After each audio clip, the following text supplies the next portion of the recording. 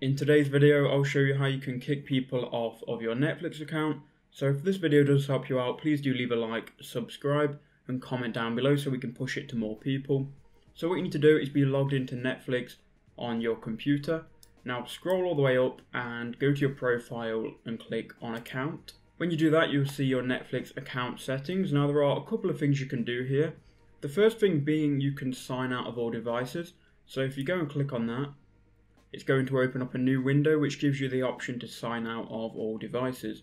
Now, this says here it's going to take 8 hours to take effect on all devices.